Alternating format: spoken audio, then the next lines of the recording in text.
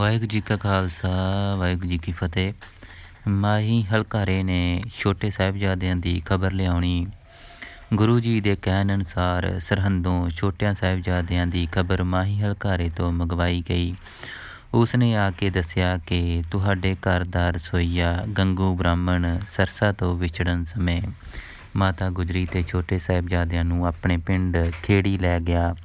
ਉਸਨੇ ਮਾਤਾ ਜੀ ਦੇ ਕੀਮਤੀ ਪਦਾਰਥਾਂ ਨੂੰ ਚੁਰਾ ਲਿਆ ਤੇ ਆਪੇ ਹੀ ਚੋਰ ਦੀ ਦੁਹਾਈ ਪਾਈ।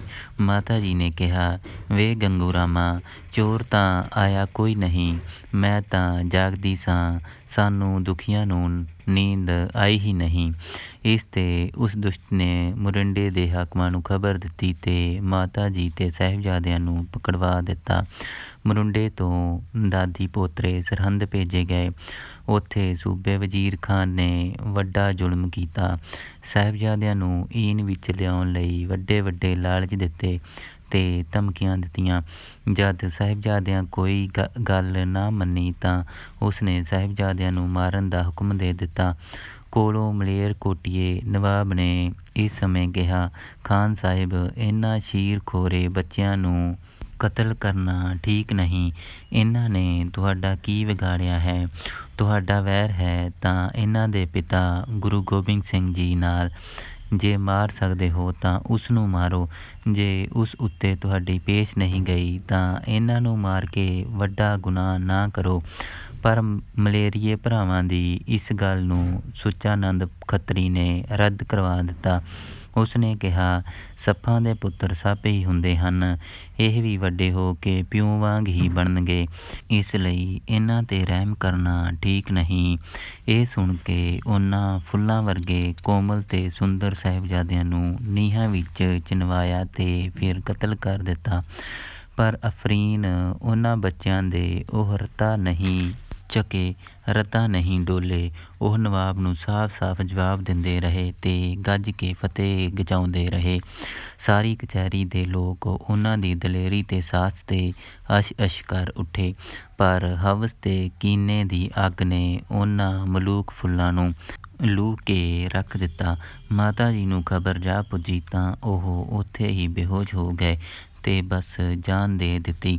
ਪਹਿਰੇਦਾਰਾਂ ਨੇ ਦੱਸਿਆ, ਮਾਤਾ ਜੀ ਪੋਤਰਿਆਂ ਨੂੰ ਧਰਮ ਨਾ ਛੱਡਣ ਦੀ ਪ੍ਰੇਰਨਾ ਜਾਂਦੇ ਤੱਕ ਦਿੰਦੇ ਰਹਿੰਦੇ ਸਨ। ਕਹਿੰਦੇ ਸਨ, ਤੁਸੀਂ ਸ਼ਹੀਦ ਦਾਦੇ ਦੇ ਪੋਤਰੇ ਹੋ, ਬਹਾਦਰ ਗੁਰੂ ਦੇ ਪੁੱਤਰ ਹੋ, ਦੇਖਣਾ ਧਰਮ ਨੂੰ ਲਾਜ ਨਾ ਲਾਉਣੀ। ਮਾਤਾ ਠੰਡੇ ਬੁਰਜ ਵਿੱਚ ਬੈਠੀ 4 ਦਿਨ ਇਹੋ ਹੀ ਪੋਤਰਿਆਂ ਨੂੰ ਸਿੱਖਿਆ ਦਿੰਦੀ ਰਹੀ ਸੀ।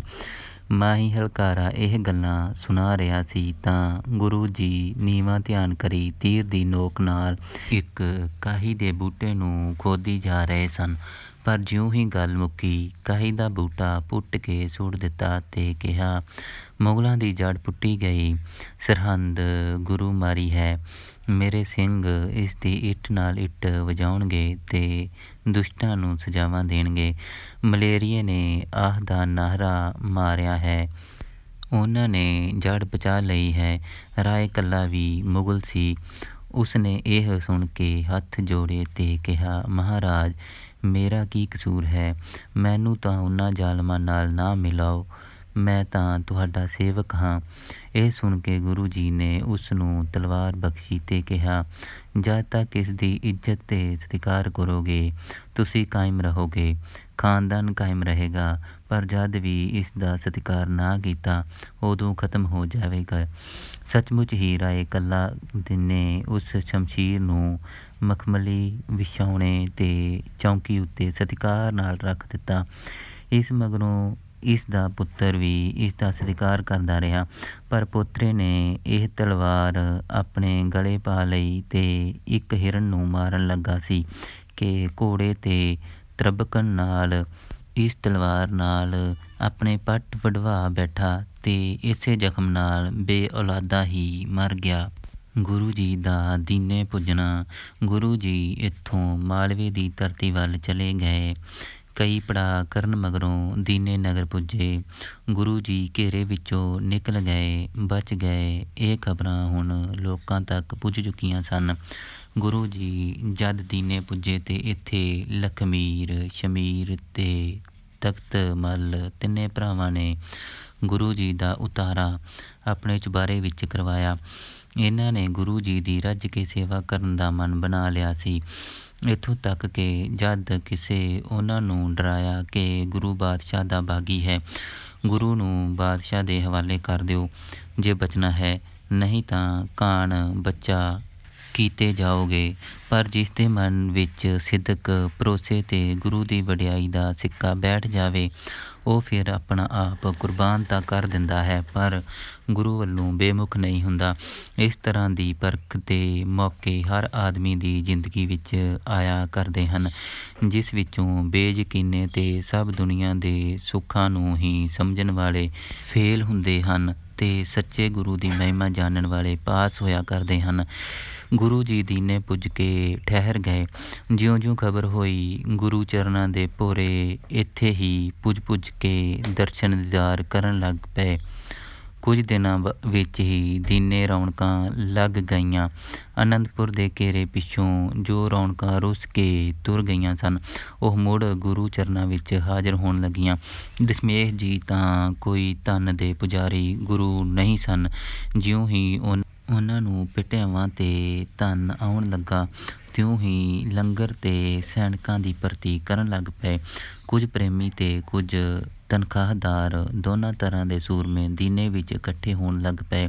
ਸ਼ੇਰ ਦਾ ਨਿਰਭੈਤਾ ਵਾਲਾ ਸੁਭਾਅ ਨਹੀਂ ਬਦਲਦਾ, ਭਾਵੇਂ ਉਹ ਕਿਸੇ ਵੀ ਸਟੇਜ 'ਤੇ ਹੋਵੇ। ਇਸੇ ਤਰ੍ਹਾਂ ਗੁਰੂ ਸੂਰਮੇ ਨੇ ਫਿਰ ਸ਼ਿਕਾਰ ਖੇਡਣ ਅਤੇ ਬਹਾਦਰਾਨਾ ਕਰਤੱਬਾਂ ਦੀ ਖੇਡ ਸ਼ੁਰੂ ਕਰ ਦਿੱਤੀ। ਸਾਹਿਬਜ਼ਾਦੇ ਸ਼ਹੀਦ ਹੋ ਚੁੱਕੇ ਸਨ। ਬਾਕੀ ਪਰਿਵਾਰ ਦੀ ਖਬਰ ਨਹੀਂ ਸੀ ਕਿ ਉਹ ਕਿਸ ਹਾਲਤ ਵਿੱਚ ਹੈ। ਸਭ ਕੁਝ ਇੱਕ ਅਕਾਲ ਪੁਰਖ ਦੇ ਆਸਰੇ 'ਤੇ ਕਰ ਗੁਜ਼ਰਨ ਵਾਲੇ ਸ਼੍ਰੀ ਦਸ਼ਮੇਸ਼ ਜੀ ਫਿਰ ਉਵੇਂ ਹੀ ਫਿਰਨ ਤੁਰਨ ਲੱਗੇ। ਗੁਰੂ ਜੀ ਨੇ ਲਖਮੀਰ ਅਤੇ ਸ਼ਮੀਰ ਨੂੰ ਪਹਿਲੇ ਹੀ ਕਹਿ ਦਿੱਤਾ ਸੀ ਕਿ ਅਸੀਂ ਬਾਦਸ਼ਾਹੀ ਬਾਗੀ ਹਾਂ। ਕੱਲ੍ਹ ਨੂੰ ਜੇ ਸਾਡੇ ਦੁੱਖ ਸਹਿਣੇ ਹਨ ਤਾਂ ਅਸੀਂ ਇੱਥੇ ਰਹਿੰਦੇ ਹਾਂ, ਨਹੀਂ ਤਾਂ ਅਸੀਂ ਚੱਲਦੇ ਹਾਂ। ਪਰ ਸਿੱਦਕੀ ਆਖਦੇ ਸਨ, ਅਸੀਂ ਛੇਵੇਂ ਪਾਤਸ਼ਾਹ ਜੀ ਦੀ ਸੇਵਾ ਕਰਨ ਵਾਲੇ ਰਾਏ ਜੋਧ ਦੇ ਪੋਤਰੇ ਹਾਂ। ਅਸੀਂ ਵੀ ਵੈਰੀ ਨਾਲ ਆਪਣੇ ਬਾਬੇ ਵਾਂਗ ਦੋ ਹੱਥ ਕਰਾਂਗੇ ਅਤੇ ਲੜਾਂਗੇ।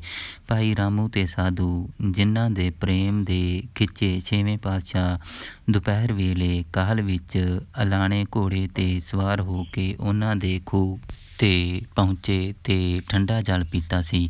ਉਹਨਾਂ ਦੀ ਪ੍ਰੇਮ ਭਾਵਨਾ ਪੂਰਨ ਕੀਤੀ ਸੀ। ਉਹਨਾਂ ਨੂੰ ਛੇਵੇਂ ਪਾਤਸ਼ਾਹ ਨੇ ਸਿੱਖੀ ਦੀ ਬਖਸ਼ਿਸ਼ ਕੀਤੀ ਸੀ ਅਤੇ ਬਖਸ਼ਿਸ਼ ਨਾਲ ਨਿਹਾਲ ਹੋਏ ਸਨ। ਇਸ ਸਮੇਂ ਭਾਈ ਰੂਪਾ ਜੀ ਦੇ ਪੋਤਰੇ ਭਾਈ ਧਰਮ ਸਿੰਘ ਆਪਣੇ ਨਗਰ ਵਿੱਚ ਸਨ। ਉਹਨਾਂ ਨੂੰ ਕਲਗੀਧਰ ਪਾਤਸ਼ਾਹ ਦੇ ਦੀਨੇ ਪੁੱਜਣ ਦੀ ਖਬਰ ਮਿਲੀ ਤਾਂ ਹੋਰ ਪ੍ਰੇਮੀਆਂ ਨੂੰ ਨਾਲ ਲੈ ਕੇ ਸ਼ਬਦ ਪੜ੍ਹਦੇ ਗੁਰੂ ਜੀ ਦੇ ਦਰਸ਼ਨ ਕਰਨ ਲਈ ਚੱਲ ਪਏ। ਕਹਿੰਦੇ ਹਨ ਕਿ ਭਾਈ ਪਰਮ ਸਿੰਘ ਅਤੇ ਧਰਮ ਸਿੰਘ ਦੇ ਜਥੇ ਨਾਲ ਰਸਤੇ ਵਿੱਚੋਂ ਹੋਰ ਪ੍ਰੇਮੀ ਸਿੰਘ ਵੀ ਰਲਦੇ ਗਏ। ਦੀਨੇ ਪੁੱਜ ਕੇ ਇਹਨਾਂ ਨੇ ਸਤਿਗੁਰੂ ਜੀ ਦੇ ਦਰਸ਼ਨ ਕੀਤੇ ਤਾਂ ਸਤਿਗੁਰੂ ਜੀ ਅਜੇ ਨੀਲੇ ਬਸਤਰਾਂ ਵਿੱਚ ਹੀ ਸਨ, ਇਸ ਲਈ ਹੈਰਾਨ ਹੋਏ। ਪਰ ਜਦ ਭਾਈ ਦਇਆ ਸਿੰਘ ਜੀ ਨੇ ਸਾਰੀ ਵਾਰਤਾ ਚਮਕੌਰ ਅਤੇ ਸਰਹੱਦ ਵਿੱਚ ਸਾਹਿਬਜ਼ਾਦਿਆਂ ਦੇ ਸ਼ਹੀਦ ਹੋਣ ਦੀ ਸੁਣਾਈ ਤਾਂ ਬਹੁਤੇ ਪ੍ਰੇਮੀ ਤਾਹੀਂ ਮਾਰ ਰੋਣ ਲੱਗ ਪਏ।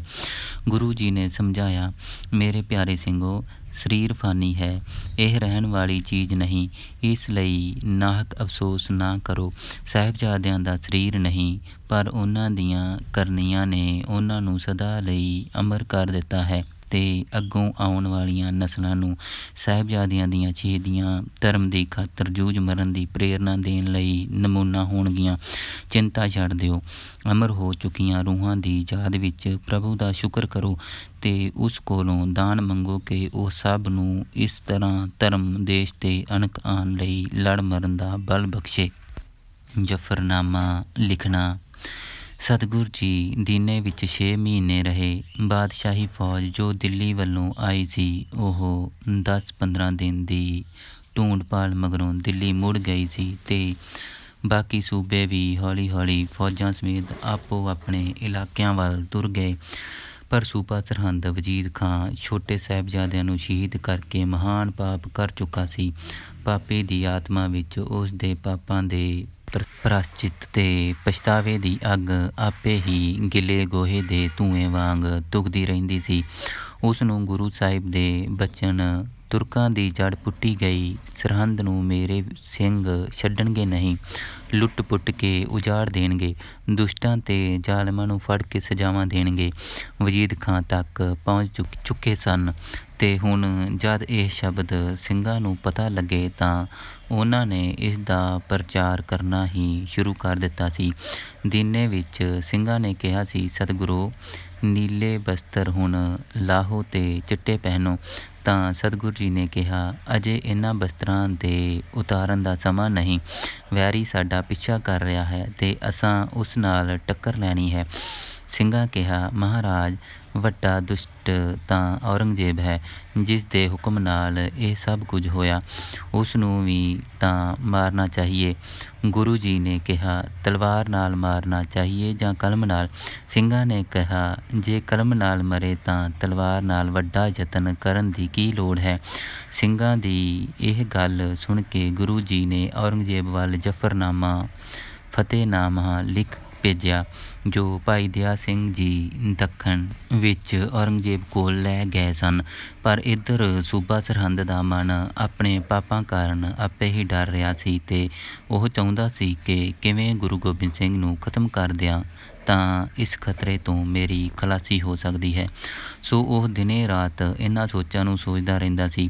ਇੱਧਰ ਗੁਰੂ ਜੀ ਨੇ ਜ਼ਫ਼ਰਨਾਮਾ ਲਿਖਣਾ ਸ਼ੁਰੂ ਕੀਤਾ, ਜਿਸ ਨੂੰ 12 ਹਕਾਇਤਾਂ ਵਿੱਚ ਮੁਕੰਮਲ ਕੀਤਾ। ਹਕਾਇਤਨਾਮੇ ਦੇ ਆਰੰਭ ਵਿੱਚ ਗੁਰੂ ਜੀ ਨੇ ਪਰਮੇਸ਼ਰ ਦੀ ਸਿਫਤ ਕੀਤੀ ਹੈ। ਫਿਰ ਗੁਰੂ ਜੀ ਨੇ ਲਿਖਿਆ, ਭਲਾ 40 ਭੁੱਖਣ ਭਾਣੇ ਆਦਮੀ ਐਸੀ ਹਾਲਤ ਵਿੱਚ ਕੀ ਕਰ ਸਕਦੇ ਸਨ, ਜਦ ਕਿ 10 ਲੱਖ ਦਾ ਟਿੱਡੀ ਦਲ ਉਹਨਾਂ ਦੇ ਬੇਖਬਰ ਹੀ ਚੜ੍ਹ ਆਏ। ਪਰ ਫਿਰ ਵੀ ਅਸੀਂ ਤੈਨੂੰ ਦੱਸਦੇ ਹਾਂ ਕਿ ਤੂੰ ਇਸ ਗੱਲ ਦਾ ਮਾਣ ਕਰਕੇ ਤੂੰ ਸਾਡੀ ਸ਼ਕਤੀ ਨੂੰ ਨਸ਼ਟ ਕਰ ਸਕਿਆ ਹੈ। ਪਰ ਅਸੀਂ ਤੈਨੂੰ ਦੱਸਦੇ ਹਾਂ ਕਿ ਤੂੰ ਸਾਨੂੰ ਨਹੀਂ ਹਰਾਇਆ, ਸਗੋਂ ਅਸੀਂ ਤੈਨੂੰ ਹਰਾਇਆ ਹੈ। ਤੂੰ ਕੁਰਾਨ ਦੀਆਂ ਕਸਮਾਂ ਖਾ ਕੇ ਮੁੱਕਰ ਗਿਓ, ਤੇਰੇ ਅਹਿਲਕਾਰ ਸੂਬੇਦਾਰ ਮੁੱਕਰੇ ਤੇ ਤੁਸੀਂ ਬੇਦੀਨੇ ਹੋ ਗਏ ਹੋ। ਅਸੀਂ ਧਰਮ 'ਤੇ ਪੱਕੇ ਰਹੇ ਹਾਂ ਤੇ ਤੂੰ ਸਾਨੂੰ ਜਿੱਤਣ ਲਈ ਧੋਖੇ ਕੀਤੇ, ਝੂਠ ਬੋਲਿਆ, ਪਰ ਫਿਰ ਵੀ ਅਸਾਂ ਹੀ ਤੇਰੇ 'ਤੇ ਜਿੱਤ ਪ੍ਰਾਪਤ ਕੀਤੀ ਹੈ। ਹੇ ਸ਼ਹਿਨਸ਼ਾਹ ਔਰੰਗਜ਼ੇਬ, ਤੂੰ ਇਸ ਯੁੱਗ ਵਿੱਚ ਭਾਵੇਂ ਦਾਰਾ ਸਮਾਨ ਹੈ, ਪਰ ਦੀਨ ਧਰਮ ਤੋਂ ਬਹੁਤ ਦੂਰ ਹੈ। ਹੇ ਔਰੰਗਜ਼ੇਬ, ਤੂੰ ਮਾਣ ਕਰਕੇ ਤੂੰ ਮੇਰੇ 4 ਬੱਚੇ ਮਾਰ ਦਿੱਤੇ ਹਨ, ਪਰ ਮੇਰਾ ਬੱਚਾ ਫੁੰਕਾਰਦਾ ਹੋਇਆ ਨਾਗ ਅਜੇ ਸਲਾਮਤ ਹੈ। ਤੂੰ ਸਮਝਦਾ ਹੋਵੇਂਗਾ ਕਿ ਬੜਾ ਬਹਾਦਰ ਹੈ। ਠੀਕ ਹੈ, ਤੂੰ ਅੱਗ ਦੇ ਕੁਝ ਚੰਗਿਆੜੇ ਤਾਂ ਬੁਝਾ ਲਏ ਹਨ, ਪਰ ਅੰਬਰਾਂ ਨੂੰ ਛੂਹਣ ਵਾਲੇ ਭਾਂਬੜ ਤਾਂ ਅਜੇ ਬਲ ਰਹੇ ਹਨ, ਜੋ ਤੇਰੇ ਇਹਨਾਂ ਜ਼ੁਲਮੀ ਕਰਿੰਦਿਆਂ ਨੂੰ ਸਾੜ ਕੇ ਰੱਖ ਦੇਣਗੇ ਤੇ ਬੁੱਝ ਨਹੀਂ ਸਕਣਗੇ। ਸੋ ਇਸ ਤਰ੍ਹਾਂ ਸੱਚ ਦਾ ਤੀਰ ਗੁਰੂ ਜੀ ਨੇ ਔਰੰਗਜ਼ੇਬ ਵੱਲ ਚਲਾ ਦਿੱਤਾ। ਭਾਈ ਦਇਆ ਸਿੰਘ ਜੀ ਲੈ ਕੇ ਚਲੇ ਗਏ। ਉਹ ਨੀਲੇ ਬਸਤਰ ਜੋ ਮਾਛੀਵਾੜੇ ਤੋਂ ਪਹਿਨੇ ਸਨ, ਉਹ ਅਜੇ ਨਾ ਭਾਈ ਦਇਆ ਸਿੰਘ ਜੀ ਨੇ ਉਤਾਰੇ ਸਨ ਤੇ ਨਾ ਗੁਰੂ ਜੀ ਨੇ। ਸੋ ਭਾਈ ਦਇਆ ਸਿੰਘ ਜੀ ਨੇ ਪੰਜਾਬੋਂ ਨਿਕਲ ਫਿਰ ਆਰਾਮ ਨਾਲ ਸਫ਼ਰ ਕਰਨਾ ਸ਼ੁਰੂ ਕਰ ਦਿੱਤਾ ਤੇ ਤੁਰ ਗਏ। ਉੱਧਰ ਇਹ ਖਬਰ ਸੂਬਾ ਸਰਹੰਦ ਨੂੰ ਵੀ ਜਾ ਪੁੱਜੀ। ਸੂਬਾ ਸਰਹੰਦ ਦੀ ਚੜ੍ਹਾਈ ਤੇ ਗੁਰੂ ਜੀ ਦੀ ਦੀਨੇ ਤੋਂ ਰਵਾਨਗੀ। ਗੁਰੂ ਜੀ ਅਜੇ ਦੀਨੇ ਵਿੱਚ ਸਨ ਕਿ ਸੂਬਾ ਸਰਹੰਦ ਵਜੀਦ ਖਾਂ ਨੇ ਲਖਮੀਰ ਤੇ ਸ਼ਮੀਰ, ਜੋ ਸਰਕਾਰੀ ਚੌਧਰੀ ਸਨ, ਵੱਲ ਸੁਨੇਹਾ ਭੇਜਿਆ ਕਿ ਬਾਦਸ਼ਾਹੀ ਦੇ ਬਾਗੀ ਨੂੰ ਮੇਰੇ ਹਵਾਲੇ ਕਰ ਦਿਓ, ਜੇ ਖੈਰ ਚਾਹੁੰਦੇ ਹੋ। ਪਰ ਉਹਨਾਂ ਜਵਾਬ ਦਿੱਤਾ ਕਿ ਇਹ ਸਾਡੇ ਗੁਰੂ ਹਨ ਤੇ ਅਸੀਂ ਇਹਨਾਂ ਦੀ ਖਾਤਰ ਲੜਾਂਗੇ ਮਰਾਂਗੇ, ਪਰ ਗੁਰੂ ਜੀ ਨੂੰ ਤੇਰੇ ਹੱਥ ਨਹੀਂ ਆਉਣ ਦਿਆਂਗੇ। ਸੂਬੇ ਨੂੰ ਡਰ ਸੀ ਕਿ ਇਹ ਸਿੱਖ ਇਲਾਕੇ ਵਿੱਚ ਪਹੁੰਚ ਗਏ ਹਨ, ਇਸ ਲਈ ਇਹਨਾਂ ਦੀ ਤਾਕਤ ਵੱਧ ਜਾਏਗੀ। ਸੋ ਇਹਨਾਂ ਨੂੰ ਹੁਣੇ ਫੜਨਾ ਚਾਹੀਦਾ ਹੈ। ਇਸ ਲਈ ਉਹ ਗੁਰੂ ਜੀ ਵਿਰੁੱਧ ਤਿਆਰੀਆਂ ਕਰਨ ਲੱਗ ਪਿਆ। ਜਦ ਗੁਰੂ ਜੀ ਨੂੰ ਪਤਾ ਲੱਗਾ ਤਾਂ ਉਹ ਦੀਨੇ ਤੋਂ ਝੱਟ ਹੀ ਤੁਰ ਪਏ। ਆਪ ਗਾੜੇ ਜੰਗਲ ਵਿੱਚ ਜਾ ਕੇ ਦੁਸ਼ਮਣ ਦਾ ਮੁਕਾਬਲਾ ਕਰਨਾ ਚਾਹੁੰਦੇ ਸਨ। ਲਖਮੀਰ ਤੇ ਸ਼ਮੀਰ ਨੇ ਗੁਰੂ ਜੀ ਦੀ ਭਾਰੀ ਸੇਵਾ ਕੀਤੀ ਸੀ। ਗੁਰੂ ਜੀ ਉਹਨਾਂ ਨੂੰ ਲੜਾਈ ਤੋਂ ਬਚਾਈ ਰੱਖਣਾ ਚਾਹੁੰਦੇ ਸਨ। ਸੋ ਲਖਮੀਰ ਤੇ ਸ਼ਮੀਰ ਨੇ ਬੜੀ ਖੁਸ਼ੀ ਕੀਤੀ ਤੇ ਤੁਰ ਪਏ। ਅੱਗੇ ਦੇਸ਼ ਪੀਲੂ ਤੇ ਜੰਡਾਂ ਦੀਆਂ ਫਲੀਆਂ ਵਾਲਾ ਆ ਗਿਆ, ਪਰ ਪ੍ਰੇਮੀ ਸਿੰਘ ਗੁਰੂ ਜੀ ਦੀ ਜੋ ਸਰ ਬਣੇ ਸੇਵਾ ਕਰਦੇ ਤੇ ਸੀਲ ਸੰਤੋਖ ਵਾਲੇ ਸਿੰਘ ਜੋ ਮਿਲਦਾ ਉਸੇ ਵਿੱਚੋਂ ਹੀ ਅੰਮ੍ਰਿਤ ਫਲਾਂ ਦੇ ਸਵਾਦਾਂ ਵਾਲੇ ਰਸ ਪ੍ਰਾਪਤ ਕਰਦੇ ਸਨ। ਗੁਰੂ ਜੀ ਡੋਡ ਬਾਂਗਰ ਬਾਈਬਲ ਪਿੰਡਾਂ ਤੋਂ ਹੁੰਦੇ ਸਿਉਂ ਰਾਮ ਪੁੱਜੇ। ਇੱਥੋਂ ਦੇ ਲੋਕਾਂ ਘਰ ਪ੍ਰਤੀ ਇੱਕ ਇੱਕ ਦੋ ਦੋ ਸਿੰਘ ਵੰਡ ਕੇ ਸੇਵਾ ਕੀਤੀ। ਬਾਜਰਾ ਤੇ ਮੰਡਲ ਦੇ ਮੰਨੇ ਬਹੁਤੇ ਸਿੰਘਾਂ ਨੇ ਖਾਧੇ। ਭਾਵੇਂ ਵੇਖਣ ਸਮੇਂ ਤਾਂ ਸਿੰਘਾਂ ਭਾਈ ਲਾਲੋ ਦੀ ਕੋਧਰੇ ਦੀ ਰੋਟੀ ਵੇਖਣ ਮਰਦਾਨੇ ਵਾਂਗ ਕੁਝ ਸ਼ੰਕਾ ਕੀਤਾ, ਪਰ ਖਾਣ ਵਿੱਚ ਉਹ ਆਨੰਦ ਆਇਆ ਜੋ ਪੂੜੀ ਕੜਾਹ ਵਿੱਚੋਂ ਵੀ ਨਹੀਂ ਆਉਂਦਾ। ਚੌਧਰੀ ਕਪੂਰੇ ਨੇ ਕੋਟ ਨਾ ਦੇਣਾ ਇੱਥੋਂ ਚੱਲ ਕੇ ਗੁਰੂ ਜੀ ਬੁਰਜ ਪੰਦੌੜ ਤੇ ਫਿਰ ਭਾਈ ਭਗਤੂ ਜੀ ਦੇ ਨਗਰ ਪੁੱਜੇ। ਭਾਈ ਭਗਤੂ ਜੀ ਦੇ ਪੁੱਤਰਾਂ ਪੋਤਰੀਆਂ ਨੇ ਗੁਰੂ ਜੀ ਦੀ ਸੇਵਾ ਕੀਤੀ। ਇੱਥੋਂ ਅੱਗੇ ਜਾ ਕੇ ਗੁਰੂ ਜੀ ਨੇ ਇੱਕ ਥੇਹ ਉੱਤੇ ਬੈਠੇ ਤਿੱਤਰ ਦਾ ਉਤਾਰ ਕੀਤਾ ਜੋ ਪਿਛਲੇ ਸੰਸਾਰਾਂ ਦਾ ਬੱਦਾ ਕਈ ਜਨਮਾਂ ਤੋਂ ਕਾਂ ਤੇ ਫਿਰ ਤਿੱਤਰ ਬਣ ਇਸੇ ਥੇਹ ਉੱਤੇ ਹੀ ਰਹਿੰਦਾ ਸੀ। ਇੱਥੇ ਗੁਰੂ ਜੀ ਨੂੰ ਪਤਾ ਲੱਗਾ ਕਿ ਸੂਬਾ ਸਰਹੰਦ ਫੌਜ ਲੈ ਕੇ ਸਾਡੇ ਮਗਰ ਆ ਰਿਹਾ ਹੈ।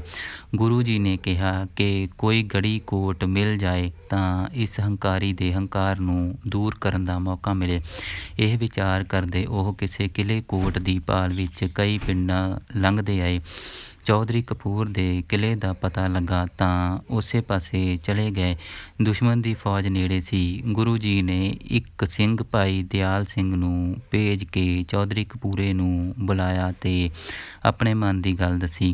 ਕਿਲੇ ਦੀ ਮੰਗ ਕੀਤੀ ਤੇ ਕਿਹਾ, ਕਪੂਰਿਆ, ਅਸਾਂ ਤੁਰਕਾਂ ਨਾਲ ਯੁੱਧ ਕਰਨਾ ਹੈ, ਤੂੰ ਵੀ ਸਾਡਾ ਸਾਥ ਦੇ।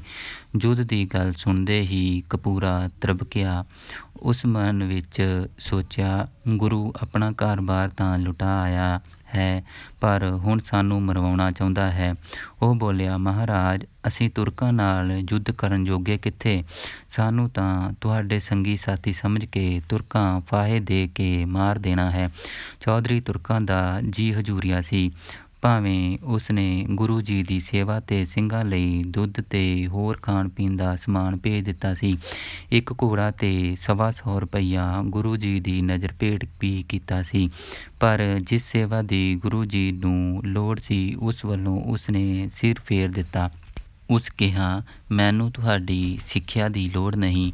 ਤੁਸੀਂ ਮੈਨੂੰ ਉਸ ਬਾਦਸ਼ਾਹ ਵਿਰੁੱਧ ਲੜਨ ਲਈ ਪ੍ਰੇਰ ਰਹੇ ਹੋ ਜਿਸ ਦੇ ਗੁੱਸੇ ਨੇ ਮੈਨੂੰ ਕਿਤੇ ਲੁਕਣ ਵੀ ਨਹੀਂ ਦੇਣਾ। ਆਪ ਉਜੜ ਗਏ ਹੋ, ਮੈਨੂੰ ਵੀ ਉਜਾੜਨਾ ਚਾਹੁੰਦੇ ਹੋ। ਇਸ ਲਈ ਚੰਗਾ ਹੈ ਕਿਤੇ ਹੋਰ ਥਾਂ ਚਲੇ ਜਾਓ। ਬੜਾ ਰੁੱਖਾ ਤੇ ਕੋਰਾ ਜਵਾਬ ਸੀ।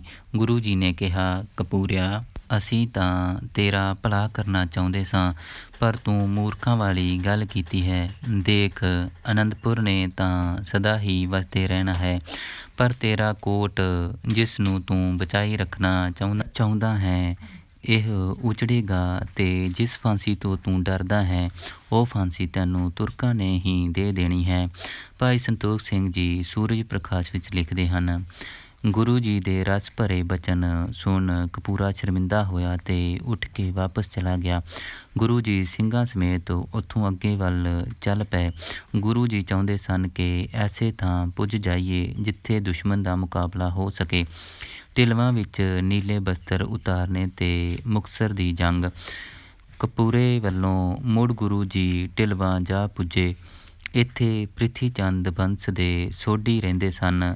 ਭਾਈ ਕੌਲ ਇਸ ਸਮੇਂ ਪੁੱਤਰ ਪੋਤਰਿਆਂ ਸਮੇਤ ਇੱਥੇ ਸੀ।